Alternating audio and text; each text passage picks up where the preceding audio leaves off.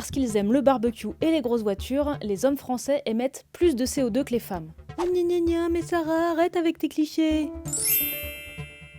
Cette étude menée par 2 chercheuses françaises montre que dans les secteurs de l'alimentation et du transport, les femmes émettent 26% de CO2 en moins en moyenne que les hommes, sachant que ces 2 secteurs sont responsables de la moitié des émissions dans notre pays. Alors en moyenne, les femmes sont plus nombreuses à travailler à temps partiel que les hommes et elles mangent moins en quantité, mais même si on compare à temps de travail égal et à besoin nutritionnel égal, eh bien 38% de cet écart perdure pour les transports et 25% pour l'alimentation. Et ce gender gap, il est dû en fait à la consommation de 2 choses qui émettent énormément de CO2, la voiture et la viande rouge. Et plus que le goût des hommes pour ces choses-là, les chercheuses pointent surtout les injonctions sociétales et les stéréotypes de genre. Les hommes mangent donc plus de viande rouge que les femmes, ils font de plus longues distances en voiture, dans des voitures qui consomment plus, et ils y sont plus souvent seuls. Parce que selon les clichés masculinistes, tout ça, ça ferait d'eux davantage des hommes.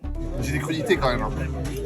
Alors l'étude, elle ne s'est penchée que sur les transports et l'alimentation, mais ces résultats et d'autres études suggèrent que l'écart serait quand même présent si on comparait les émissions globales. Et si les hommes adoptaient les mêmes comportements que les femmes en termes de transport et d'alimentation, on irait 3 fois plus vite vers les objectifs climatiques français pour 2030, puisqu'on diminuerait nos émissions annuelles de plus de 13 millions de tonnes d'équivalent CO2.